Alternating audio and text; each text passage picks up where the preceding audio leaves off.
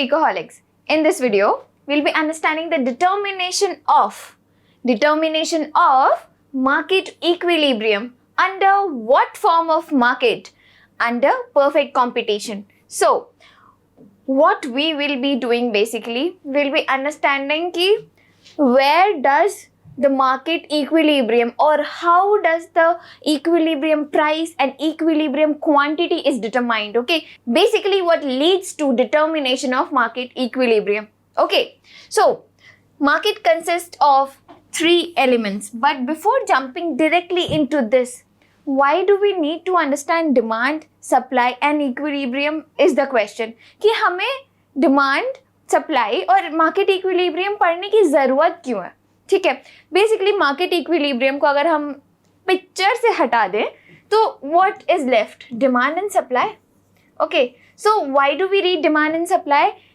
Basically these two help us to understand what motivates or what are the reasons behind the action of individuals as consumers and as producers. Okay, so demand and supply, they basically helps us to understand the motivations and actions a person does or have, okay, to do what? To basically conduct their role as consumers or producers. Okay, but जब हम इन दोनों को demand और supply को साथ में पढ़ें तो that's when it has more meaning.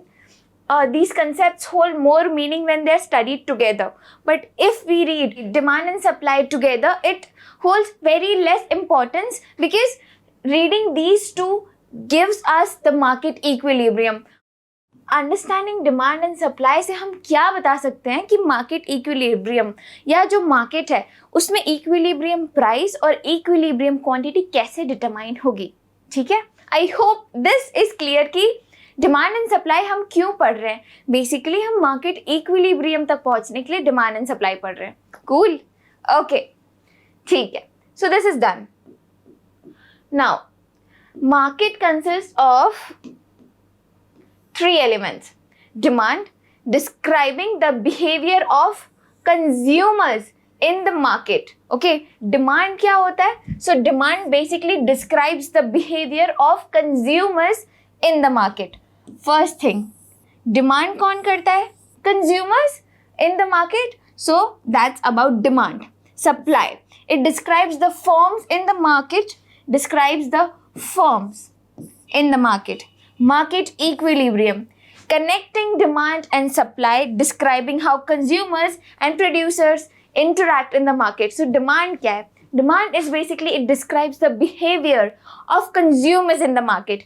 Supply describing the firms in the market. उसके बाद market equilibrium. अब demand and supply के बीच का interaction, this is basically your market equilibrium and it shows how consumers, demand side consumers and producers interact in the market. I hope this slide, which has one-liners, it had so much of meaning to it. मतलब this slide इसमें बहुत सारी information थी and I hope it is clear to all of you. Moving further, market equilibrium. Now what is market equilibrium? It is determined when the quantity demanded of a commodity becomes equal to the quantity supply.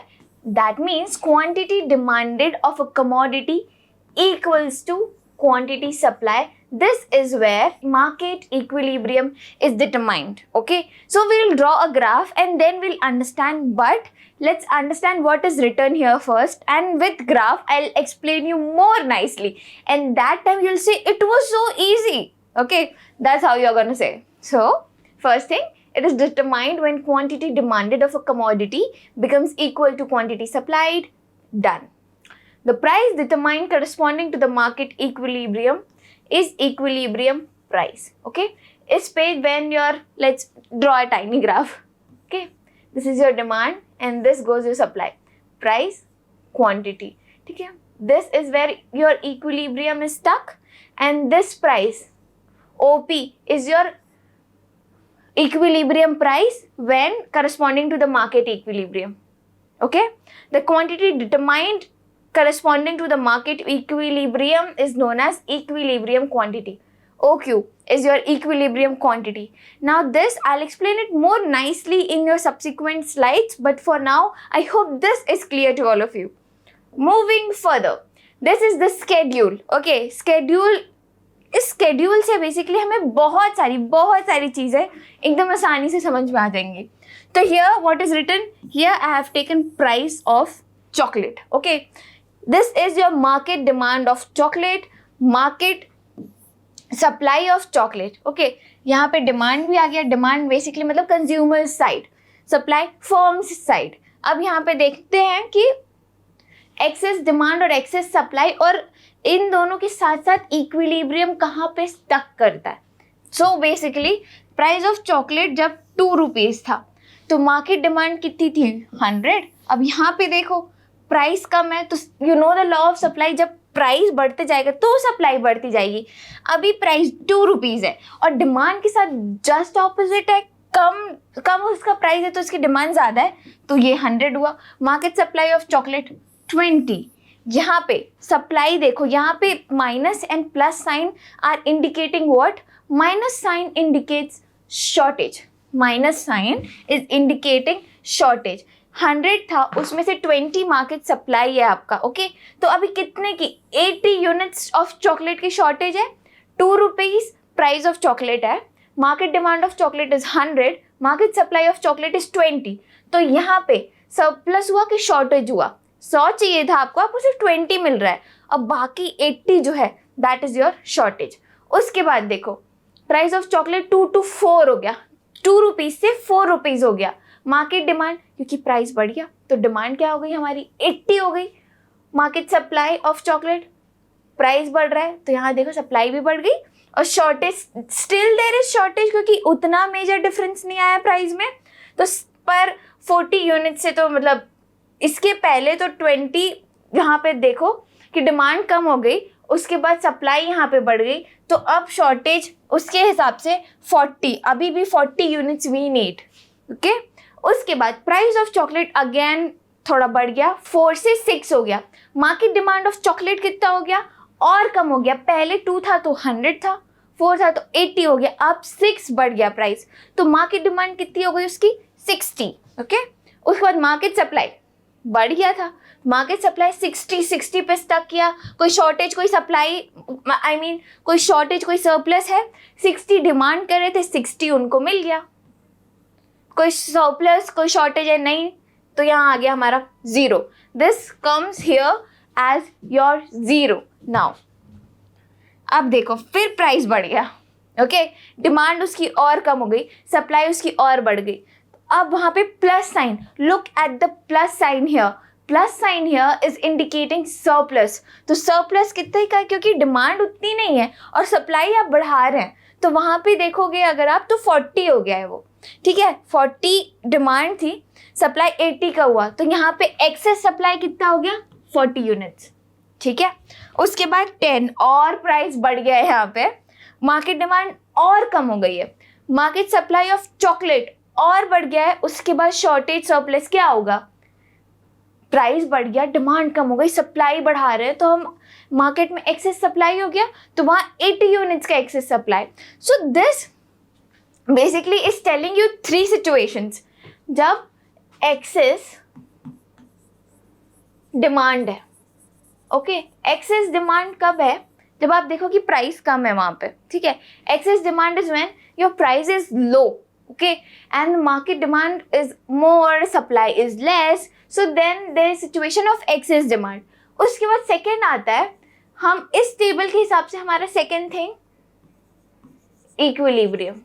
ठीक है, equilibrium में जहाँ पे the consumers and producers are interacting and negotiating in such a way to come up कि हाँ इतने price में there will B demand और उतने प्राइस में there will be supply also. यहाँ पे कोई एक्सेस सप्लाई भी नहीं है और एक्सेस डिमांड भी नहीं है. That is the situation of your equilibrium. So equilibrium I hope is clear. Okay, उसके बाद स्केड्यूल में देखेंगे हम कि एक्सेस सप्लाई की सिचुएशन और सरप्लस की सिचुएशन कब आई, जब प्राइस बहुत बढ़ गया, डिमांड बहुत कम हो गई, सप्लाई भी एक्सेस होने लग गई, and then there is situation of excess supply. I hope the schedule is clear to all of you. यहाँ पे हम बेसिकली पढ़ रहे हैं कि मार्केट इक्विलिब्रियम तक हम कैसे पहुंच रहे हैं, ठीक है. We are understanding the interactions between demand, supply, producers, consumers to reach market equilibrium. Okay, so this graph is super duper easy, and what does this say? यहाँ पे अगर आप देखोगे, so 6 अगर हम स्केड्यूल के हिसाब से देखें तो 6 is where your okay, I have written numbers here क्योंकि पहले में it was written numbers, तो यहाँ पे equilibrium is stuck at, suppose we'll name it E point. Now equilibrium price is 6 rupees and equilibrium quantity is 60.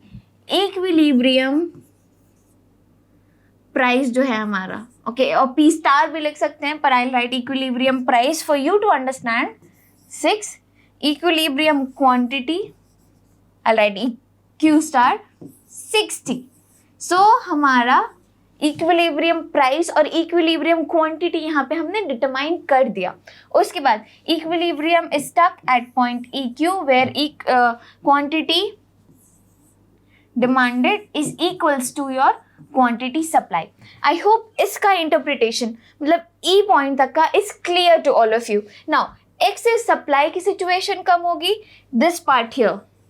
So now there is one thing, एक सोचने वाली बात यहाँ पे ये है कि इसके ऊपर कोई भी पॉइंट या इसके नीचे कोई भी पॉइंट हमारा इक्विलिब्रियम पॉइंट क्यों नहीं है. इसका सिंपल आंसर हो सकता है क्योंकि इन दोनों में से देयर इज क्वांटिटी डिमांडेड और क्वांटिटी सप्लाइड इक्वल नहीं है. पर ऐसा क्या है कि यहाँ पे या यहाँ पे हमारा इक्विलिब्रियम स्टक नहीं है. Let's see. अब यहाँ पे for example if we take here, अगर 6 रुपए से ऊपर हमने प्राइस बढ़ाया तो मार्केट में प्राइस क्योंकि बढ़ गया तो सप्लाई ज़्यादा होगी, ठीक है. There will be a situation of excess supply, पर डिमांड उतना ज़्यादा नहीं हुआ क्योंकि प्राइस बढ़ गई उसकी. तो अगर एक्सेस सप्लाई है मार्केट में तो there will be a lot of competition between the sellers to sell out this excess price, ठीक है. पर एक्सेस प्राइस को सेल करने के लिए उनको अपना प्राइस लो करना पड़ेगा, तभी तो कंज्यूमर्स में डिमांड थोड़ी सी बढ़ेगी कि प्राइस कम हो रहा है तो हम ले लें. तो उस एक्सेस स्टॉक को सेल करने के लिए, उस एक्सेस स्टॉक को सेल करने के लिए वापस जो है आपका प्राइस वहीं पे 6 रुपीज़ पे जाके it will get stuck. That is your equilibrium price, okay. अब यहाँ पे एक और सिचुएशन है कि 6 रुपये से कम के नीचे, अब मान लो 6 रुपीज़ से लेस है, तो there will be excess demand in the market. अब एक्सेस डिमांड है और सप्लाई प्रोड्यूसर्स कर ही नहीं रहे हैं, तो इस सिचुएशन को हैंडल करने के लिए क्या होगा, जो प्रोड्यूसर्स जो हमारे हैं, तो what they will do, they will be ready, I mean the consumers, basically यहाँ पे consumers want more product and the suppliers are not supplying it.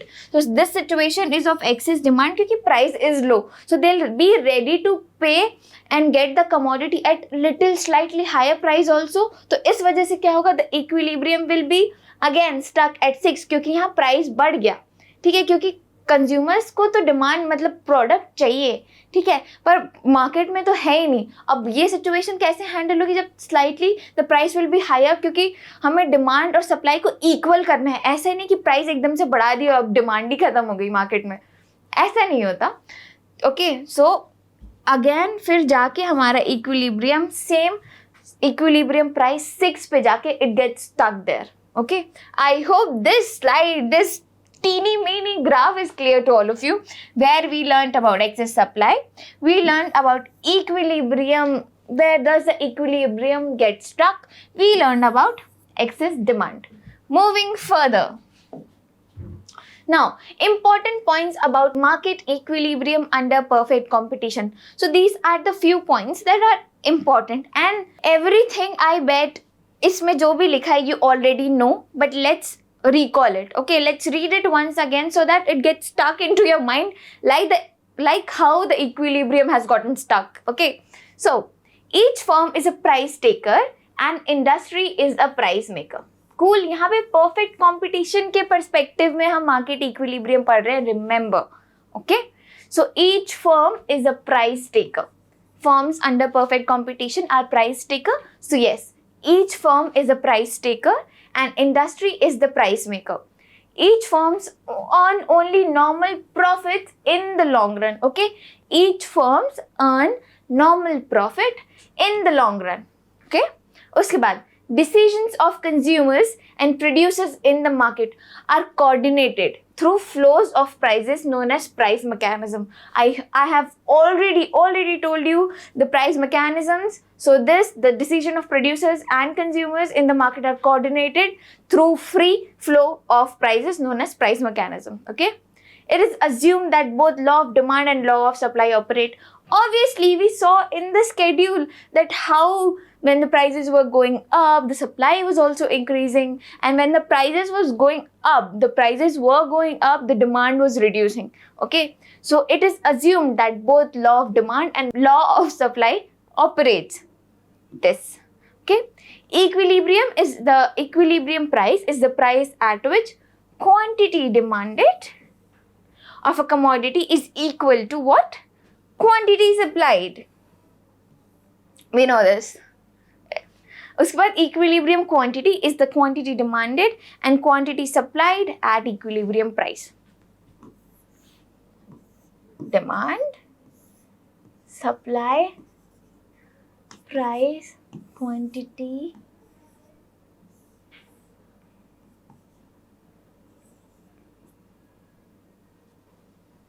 equilibrium price and equilibrium quantity. I hope this slide is clear to all of you.